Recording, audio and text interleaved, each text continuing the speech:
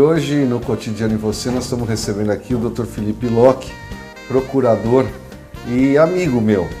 E o Dr. Felipe foi... o senhor teve agora nessa eleição que teve para a Procuradoria-Geral, foram 3 nomes votados, não é isso? Foram 3 nomes. Exato. O Dr. Felipe foi o mais votado dentro do Ministério Público. Só não entendi por que não foi o escolhido para a Procuradoria-Geral. É verdade. Não é? Como que funciona isso, doutor? Olha, Ricardo, em primeiro lugar, é um prazer muito grande estar aqui com você. Você sabe da admiração que nós temos pelo seu trabalho em prol da sociedade no Congresso Nacional, e uma alegria estar aqui, uma oportunidade única de estar com você e com sua audiência altamente qualificada. Nós fomos o mais votado na eleição para o Ministério Público, mas essa eleição é para uma lista tríplice, de modo que o governador pode escolher qualquer um dos 3 que tenham sido votados. Então, se uma pessoa tiver um único voto, mas figurar na lista tríplice, o governador tem esta liberdade de escolher. Nós sempre esperamos que o governador concorde com a vontade da maioria. Não foi o que aconteceu em São Paulo, infelizmente, para a maioria dos promotores que votaram no nosso nome. Mas há, felizmente, uma emenda no Congresso Nacional e fico muito feliz em saber que conta com o seu apoio para que esse quadro mude daqui em diante, ou seja, para que o mais votado seja sempre o Procurador-Geral de Justiça, porque isso para nós é muito importante. E democrático. Sem dúvida. Eu acho que, principalmente políticos que pregam a democracia, é importante seguir esse consenso da maioria escolher. Isso é verdade. Muito importante. E sabe, Ricardo, isso é uma coisa histórica no Brasil, porque, por exemplo, no Império, você tinha eleição para o Senado e era uma lista tríplice, o imperador podia escolher o menos votado. Uhum. Que é um resquício ainda desse tempo que nós temos nesta parte do Ministério Público. Então é a evolução dos tempos. Infelizmente, eu estou numa carreira que ainda tem esse resquício, mas certamente com deputados como você e pessoas engajadas com o nosso mundo contemporâneo e preocupados com a democracia, nós temos certeza que isso vai mudar. Há de mudar. A função do Ministério Público, qual é a relevância dele, a relevância da independência do Ministério Público hoje? E o que é o Ministério Público? O senhor explica isso para a gente? Pois não, Ricardo. Olha, o Ministério Público é uma instituição cujo objetivo é a defesa da sociedade. Então o Ministério Público atua no crime. Por quê? Porque o crime afeta a todos os cidadãos em comum. Quando uma pessoa é roubada, não é só ela que é roubada, a dignidade da sociedade como um todo é atingida. A mesma coisa quando nós temos um maltrato a um animal. Então é uma coisa muito grave, porque não é só a vida daquele animal que é atingida, mas todo o sistema e a sociedade é atingida por aquilo. Então o meio ambiente, de modo geral, é um patrimônio de todos. Todos somos donos ou responsáveis pelo meio ambiente.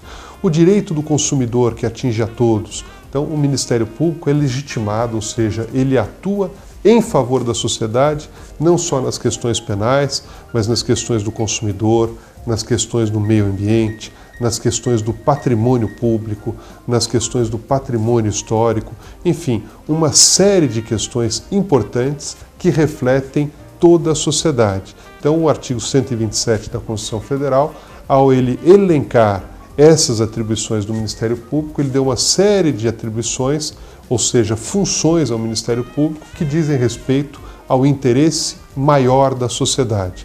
E por isso que o Ministério Público não só ele pode acusar um criminoso, como ele tem uma função importante, inclusive, de coibir usos e desvios, inclusive, de dinheiro público, ataques ao meio ambiente, danos ao direito do consumidor, não é? Ele atua na área de falência quando uma empresa quebra e deixa milhares de pessoas desamparadas, então também faz uma atuação nesta área, porque o objetivo dele é proteger toda a sociedade. E como ele é ativado, o Ministério Público? Parte dele ou precisa ser feita uma denúncia? Olha, ele pode partir das 2 maneiras. Normalmente, vem uma denúncia ou uma reclamação pronta, ou vem um inquérito feito pela polícia, na parte penal, normalmente é assim que funciona, muito embora a parte possa diretamente reclamar no Ministério Público, ou na área do consumidor, na área do meio ambiente, a parte vai até o promotor de justiça e faz uma reclamação por escrito ou oral, isto é colhido, instaura-se um procedimento E o objetivo é, se não houver outra solução, ingressar com uma ação, seja no âmbito civil uma ação civil e no âmbito penal uma ação penal. Muitas vezes o Ministério Público consegue resolver problemas com termos de ajustamento de conduta, ou seja, existe uma determinada situação que está afligindo o direito de vários consumidores, por exemplo. Aquela pessoa ou aquela empresa que não está agindo corretamente é chamada e muitas vezes ela corrige a sua posição fazendo um termo de ajustamento de conduta com o promotor de justiça representando a sociedade. Seria um acordo. Um acordo. É um acordo e esse acordo tem força de título extrajudicial e beneficia toda a sociedade, é uma solução mais rápida. Nós preconizamos que cada vez mais o Ministério Público consiga fazer mais acordos para judicializar menos o problema, porque se isto vira um processo pode demorar muitos anos para ser resolvido. Entendi. O senhor falou promotor de justiça. Qual é a diferença do promotor e do procurador? Isso é muito importante, muito boa pergunta, Ricardo. É que a carreira do Ministério Público começa como promotor. E o promotor geralmente começa como promotor substituto, depois ele vai para uma cidade menor, ele é o promotor de entrância inicial, depois ele vai para uma cidade intermediária, chamada promotor de entrância intermediária, depois uma entrância final, como a capital, Campinas, Santos e as maiores cidades do estado. Depois, quando ele passa a atuar no Tribunal de Justiça, aí ele chama-se procurador de justiça, e daí a confusão. Não é? Porque muda um pouco a denominação. É a mesma coisa que acontece com o juiz, que ele é juiz em primeira instância, quando ele vai para o tribunal, ele passa a se chamar desembargador, ou seja, nós temos uma correlação entre as duas carreiras.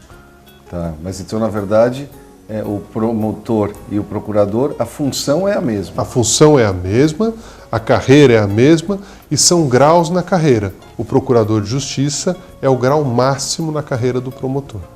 A gente ouve muito falar hoje no CNJ e no CNMP. O que são esses órgãos hoje e o que eles fazem de melhoria, o que eles trazem de melhoria para a justiça do Brasil? Olha, Ricardo, esses órgãos são órgãos... O senhor foi membro do CNJ? Fui membro, é verdade. E eu sou até meio suspeito para responder, porque eu acho que a atuação desses órgãos é muito importante para o Brasil e para a justiça. São órgãos que surgiram com a reforma constitucional, com a emenda 45, que foi muito importante, tentando dinamizar o andamento da justiça e dar mais transparência. Então, qual foi o objetivo dessa criação desses órgãos? Primeiro, fazer com que exista um controle, porque havia uma reclamação, fala, ninguém controla o juiz e o promotor. Todos numa sociedade moderna, responsável, têm que ter instrumentos de controle, não é? Ao mesmo tempo, tem que haver uma transparência muito grande. E o CNJ e o CNMP começaram... O que é CNJ e o que é CNMP? CNJ é Conselho Nacional de Justiça e CNMP Conselho Nacional do Ministério Público. Então são órgãos de controle externo dessas instituições. Então o CNJ, Conselho Nacional da Justiça, tem 15 membros e controla os 90 tribunais brasileiros, à exceção do Supremo Tribunal Federal. E o Conselho Nacional do Ministério Público é composto por 14 membros e controla os 30 ministérios públicos brasileiros. Né? Cada estado tem um Ministério Público, nós temos ainda o Ministério Público Militar, do Distrito Federal, do Trabalho e a Procuradoria da República. E nos tribunais nós temos tribunais estaduais, federais, eleitorais, militares e do trabalho. E os tribunais superiores em Brasília, cujo objetivo é unificar os julgados, né? E a Corte Constitucional, que fica fora desse controle. Então, esses órgãos, eles criam instrumentos de controle, por exemplo, de pagamentos, de licitações, de julgados, no sentido de que o julgado tem que ter um prazo para ser julgado. Não o controle do mérito da decisão, mas o controle de toda a parte burocrática dos tribunais. E o principal objetivo tem sido justamente dinamizar o andamento dos processos e acabar com aquela crítica que nós ouvíamos muito, e muitas vezes infelizmente pertinente, de que a justiça não funcionava, era muito lenta, morosa. Então o objetivo do Conselho tem sido aprimorar isso com uma celeridade processual e algumas conquistas que nós tivemos. O problema do nepotismo partiu do Conselho Nacional de Justiça, através de uma resolução interna acabando com o nepotismo, que é a contratação de parentes no meio do judiciário. E isto foi estendido para toda a administração pública brasileira. Depois a transparência, e aí a lei de acesso à informação da qual você participou, muito importante. O Conselho Nacional de Justiça, antes mesmo da aprovação dessa lei, já tinha criado um mecanismo de publicação de todos os dados do Judiciário no site. E a lei foi muito boa porque ela veio ao encontro desta ideia e transportando isso para toda a administração. Então a sociedade pode ter um controle melhor.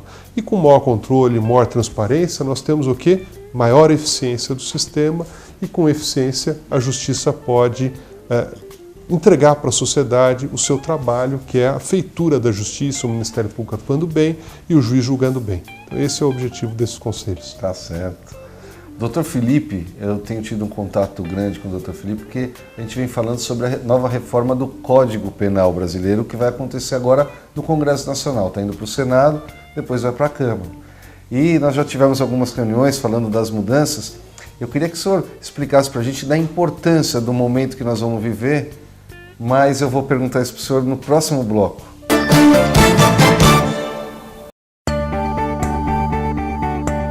Dizendo não à ilegalidade, à pirataria, à sonegação, ao desmatamento e à corrupção.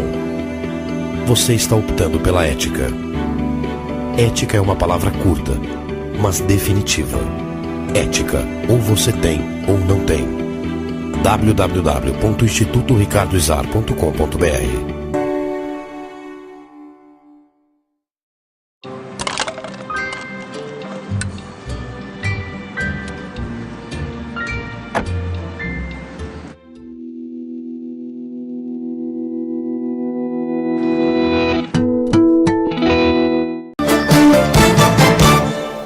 Estamos de volta, Cotidiano e Você, com o Dr. Felipe Locke. A gente estava falando sobre a reforma do Código Penal, a importância desse momento para a sociedade brasileira. Eu queria que o senhor colocasse isso mais claramente para as pessoas que estão assistindo a gente, que são leigas, o que é o Código Penal e qual a importância dessas modificações. Olha, Ricardo, em primeiro lugar, muito obrigado por essa questão que é tão importante e crucial para nós. E mais do que isso, obrigado pelo seu apoio, a sua preocupação em ter um Código Penal justo e adequado para coibir a criminalidade que acontece aí no Brasil. Isso é muito importante. Nós não queremos nenhum código muito tirânico, né, que puna indevidamente, e nem que não puna, que crie impunidade. O código tem que ser justo. E essa sua preocupação tem sido muito boa. Então, nós ficamos muito gratos com ela. Eu que agradeço. E o Código Penal acho que é muito importante para a sociedade porque ele elenca quais são os crimes, ou seja, as condutas que a pessoa não pode fazer. E se a pessoa o fizer, ela fica sujeita àquelas penas que o Código prevê. O nosso Código atual é de 1940. Ao lado dele existe uma série de leis extravagantes ou outras leis que complementam o Código, por exemplo, lei de drogas, lei de trânsito e uma série de legislações que também criam tipos penais. Então a ideia do Congresso Nacional, né, e da qual você faz parte, e a ideia do Senado, né, instituir essa comissão, foi unificar tudo num corpo só, dar um tratamento mais igualitário, porque às vezes nós temos uma pena muito grande para um determinado crime e outro crime que está no Código fica com uma pena muito baixa. Então tem as penas mais ou menos equilibradas. Então nós temos esta preocupação e a outra preocupação é que nós sentimos que, infelizmente, no Brasil, há uma sensação muito grande de impunidade, seja pela ineficiência do sistema, seja pelas penas previstas. E mais do que isso, além das penas e dos crimes, nós temos a execução dessas penas, porque muitas vezes a pessoa é condenada. Isso que eu queria te perguntar. Ela é condenada às vezes e ela passa um tempo muito pequeno na cadeia. Por que acontece isso, doutor? São dois problemas. Primeiro, a demora para ir para a cadeia, né? Porque tem uma série de recursos, e aí nós até já tínhamos conversado, né, Ricardo, da necessidade da gente fazer com que esse trâmite seja mais célere, mais rápido. O segundo ponto importantíssimo é que ela precisa ficar mais tempo na cadeia. Então, essa ideia de concessão de benefícios ao preso, com o cumprimento de 1/6 da pena, com o cumprimento de muito pouco espaço de tempo, a pessoa já vai para a rua, e isso muitas vezes significa impunidade. Então hoje nós temos, por exemplo, a pessoa comete um roubo à mão armada, é condenado a 5 anos e 4 meses, porque assaltou alguém apontando um revólver. Esta pessoa é condenada a esta pena, ela cumpriu 1/6 da pena com bom comportamento, já vai para o regime aberto, já recebe benefício, ou seja, ela já está na rua de novo. E nem sempre essa pessoa está reabilitada como nós gostaríamos. Entendi. Então, naquele debate que a gente teve dentro do Ministério Público, foi citado até exemplos de crimes, por exemplo, que são de menor gravidade e que a pena é maior do que alguns outros que têm uma gravidade maior, né? Sobretudo em relação ao homicídio, né? Isso. Cuja pena é muito baixa em relação a outros crimes que passaram a venda de remédio adulterado, etc., que tem uma pena muito grave, maior do que do homicídio, então acaba não punindo ninguém e, ao mesmo tempo, o homicídio com uma pena muito baixa, porque matou uma pessoa, homicídio simples, a pena é de 6 anos, regime semiaberto, fica 1 ano na cadeia e vai embora. Ou seja, é muito pouco, né, para tirar uma vida. E isso é uma oportunidade que nós vamos ter agora no Congresso Nacional de mudar tudo isso. E eu queria até agradecer de público a ajuda que o Ministério Público vem dando para a gente nesse ponto, trazendo sugestões, porque eu acho que quem mais conhece do assunto são vocês. Olha, Ricardo, e para nós é muito importante essa abertura que você nos deu, você como parlamentar atuante, uma pessoa preocupada com essa repercussão social do tema, e isso tem sido muito importante, os promotores têm lhe encaminhado sugestões que você tem acolhido, isso nos alegra muito saber que nós não estamos sozinhos nessa luta contra a impunidade, porque nós sabemos da gravidade, nós que vivemos numa cidade tão conturbada como a nossa, uma megalópole que é São Paulo, a dificuldade, infelizmente, em punir e em termos um sistema adequado contra esta violência. E essa sua sensibilidade tem feito a diferença, eu tenho certeza. Obrigado, doutor. Doutor, a gente está vivendo um momento importante, até na história do Brasil, que é a questão do julgamento do mensalão.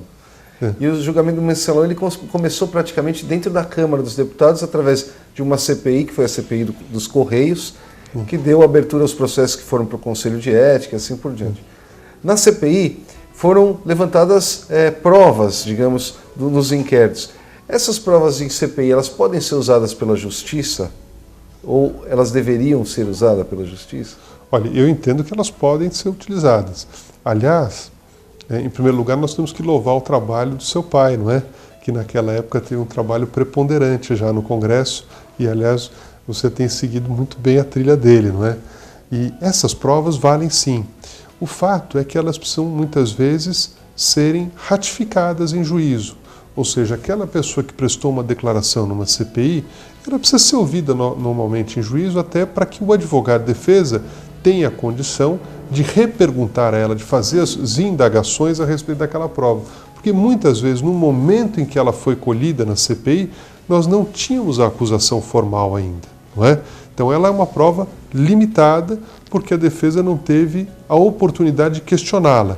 Mas ela pode questionar durante a instrução do processo. Então, a partir do momento que uma pessoa depois da CPI, nós temos aquele depoimento gravado, nós temos aquela prova, isso tem um valor. E este valor deve ser realçado com a oitiva daquela pessoa em juízo, porque aí a defesa tem a oportunidade de perguntar, o Ministério Público tem a oportunidade de perguntar nos termos da acusação, para saber se aqueles fatos são confirmados. Então, ela vai ser sopesada pelos julgadores. É claro que ela não tem um valor absoluto. Nenhuma prova é absoluta no direito, não é? Então nós não podemos dizer essa prova vale ou não vale. Não é isso. Eu acho que a imprensa exagera um pouco às vezes quando ela fala, não, esta prova não vale porque não foi produzida em juízo. Não é isso. A prova existe, mas a parte que está envolvida no processo, ela tem que ter o direito de poder contraditar esta prova, de poder perguntar a respeito desta prova, e essa oportunidade tem que ser dada para que a prova possa ser examinada sob o crivo do contraditório, ou seja, neste debate, nessa dialética do processo. Nós temos visto muito a corregedora Eliana Calmon, ela dando as declarações dela a respeito, até opiniões pessoais muitas vezes, sobre a questão desse episódio do mensalão. O senhor trabalhou com ela lá no CNJ, Trabalhei. Não foi? Como é trabalhar com ela? Olha, é uma pessoa extremamente agradável, ficamos amigos. Aliás, graças a Deus, eu estive em 2 composições no Conselho Nacional de Justiça e saí muito bem de lá, porque eu saí com muitos amigos e pessoas com quem eu trabalhei que tivemos uma admiração muito grande. E Eliana é uma dessas pessoas, porque é uma pessoa séria, preocupada com a melhoria do judiciário e que procura fazer o melhor trabalho possível, assim como o antecessor dela, o ministro Gilson Dipp, o ministro anterior, o César Astro, todos eles, cada um, à sua maneira, procurou dar uma contribuição importante para o judiciário. E nos parece que esta contribuição é o que fica, não é? É claro que alguns vivenciaram momentos mais difíceis. Me parece que a ministra Eliana passou por momentos difíceis, mas graças a Deus conseguiu superá-los bem e de uma maneira positiva para a justiça brasileira. É verdade, tem sido exemplo para o Brasil. E é uma esperança, porque todos nós queremos acreditar muito no judiciário, queremos um judiciário sério, tranquilo. E quando um judiciário, você não consegue acessar um juiz, o teu processo demora, você não tem explicação, começam a surgir notícias num lugar ou no outro de um funcionamento indevido e você não tem a quem recorrer, fica muito difícil. Então o surgimento do Conselho Nacional de Justiça como um órgão do judiciário que procura aprimorar o judiciário e fazer com que ele seja transparente, eficiente, valorizado, ou seja, ele resgata a confiança que a população deve ter no judiciário. E acho que a atuação da ministra nesse aspecto é muito positiva. Doutor, eu queria fazer mais uma pergunta para o senhor. Hoje no Brasil, somente 5% dos homicídios terminam com a condenação do autor. Isso é uma informação que eu peguei aqui em algum site. Como a gente pode mudar esses números? Esse é um problema gravíssimo. Veja, em São Paulo nós temos uma onda muito grande de homicídios. Eu fui promotor do júri aqui em São Paulo por 9 anos e 2 anos antes em Guarulhos. São cidades onde nós temos índices altos de homicídio, assim como no Rio de Janeiro, nas metrópoles em geral. Em Alagoas, eu me lembro dos dados lá do CNJ mostrando que muito pouco dos homicídios eram esclarecidos. Então, eu acho que a falha é do sistema como um todo. Seja a polícia que não consegue esclarecer, uma cultura de violência, onde nós temos o problema das milícias, muitas vezes pessoas ligadas ao crime que se infiltraram nos órgãos de repressão, seja na Polícia Civil, na Polícia Militar, não é? Então isso é muito difícil, esse combate a esse crime, e é um crime que, na verdade, o crime de homicídio, ele reflete a explosão de violência que existe. Porque nós, quando pegamos as pessoas ligadas ao homicídio, as pessoas que foram vítimas, muitas vezes, desse crime, elas têm uma vida conturbada e estão ligadas a outras pessoas que muitas vezes estão ligadas a tráfico de entorpecente, roubo de carga, quadrilha, crime organizado, ou seja, o homicídio é o ponto final de uma vida conturbada. Então a dificuldade em apuração é muito grande. E isto, infelizmente, acontece muito. Eu, tendo atuado em mais de 500 júris, ou seja, julgamentos de crimes contra a vida, verifiquei que, infelizmente, os índices são alarmantes, não existe um combate adequado, há uma falta de estrutura muito grande do Estado, e se nós pegarmos o mapa de São Paulo, nós vamos ver que na região central, nas regiões melhores, o índice de homicídio é relativamente baixo. Nas regiões da periferia, esse índice aumenta muito. Então nós vemos que é uma falha de não existir o Estado adequado também. Então é um problema cultural, um problema socioeconômico e um problema de apuração também. Muitas vezes as testemunhas têm muito medo em apontar quem foi o autor do crime. Os programas de proteção à testemunha ainda são incipientes no Brasil. Então todos esses problemas vão se avolumando e redundam nesse índice que infelizmente é lamentável. Que bom. Infelizmente estamos acabando, a diretora está falando. Mas eu queria agradecer a tua presença, dizer que, infelizmente, o governador não conhecia o senhor como eu conheço, da índole, o caráter. Eu acho que o Brasil precisa de mais gente como o senhor e a utilização do Ministério Público, o quanto é importante para a comunidade. Eu queria agradecer a tua presença de coração e que o senhor desse as últimas palavras para quem está nos assistindo. Puxa vida, olha, Ricardo, eu gostaria de agradecer muito a oportunidade de estar aqui com você, parabenizá-lo por seu trabalho impecável na Câmara dos Deputados, em prol da sociedade mais justa, preocupado em trazer projetos de lei que reflitam a vontade da sociedade e melhorem a nossa vida, nosso dia a dia. Isso é muito importante. E acho que todos nós que somos agentes políticos, promotores, juízes, deputados, representantes da sociedade, membros do Executivo, tem que trabalhar juntos para a melhoria da sociedade. Eu acho que esse é o exemplo mais importante. A sociedade pede que nós deixemos um legado para todos os nossos herdeiros aqui no futuro. e nós queremos deixar uma sociedade melhor. Então, esse é o papel do Ministério Público, tem sido o seu papel, e eu queria agradecer muito a oportunidade de estar aqui com você no programa e, sobretudo, agradecer a sua audiência mais do que qualificada. Muito obrigado. Obrigado, doutor Felipe, e a gente volta já.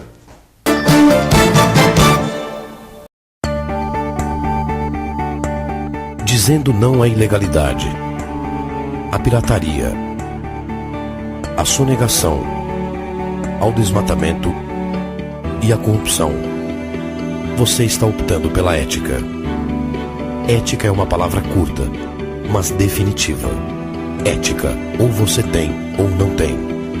www.institutoricardoizar.com.br.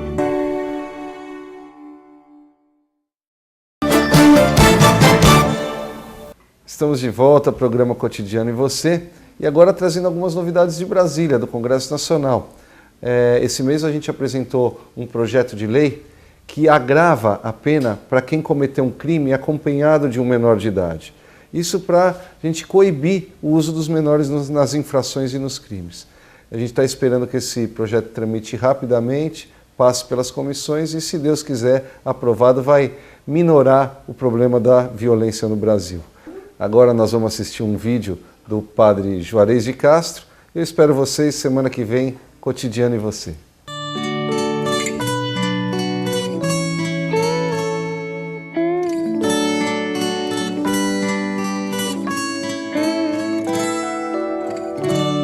Se a gente colocar a nossa fé em ação e confiando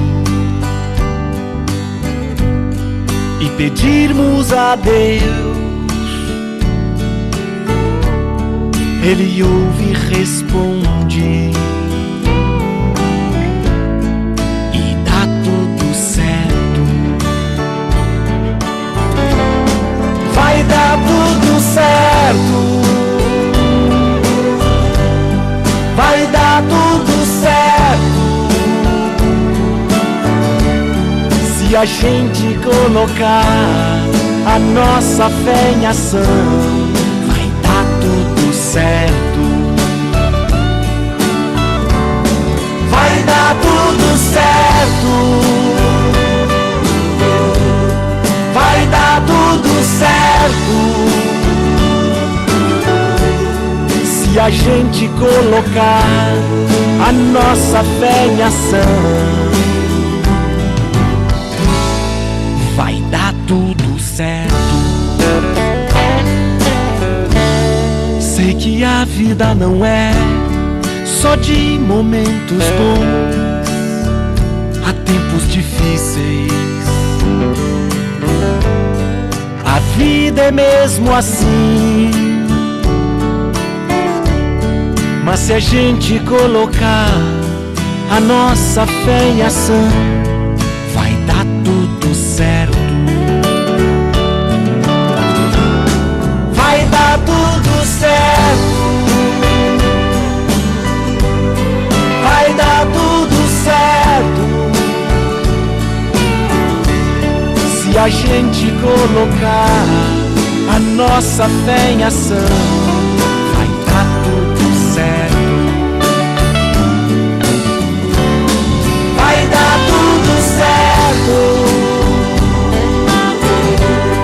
Vai dar tudo certo. Se a gente colocar a nossa fé em ação, vai dar tudo certo. Vai dar tudo certo. Vai dar tudo certo. Se a gente colocar a nossa fé em ação, vai dar tudo certo. Vai dar tudo certo. Vai dar tudo certo. Vai dar tudo certo. Vai dar tudo certo. Se a gente colocar a nossa fé em ação,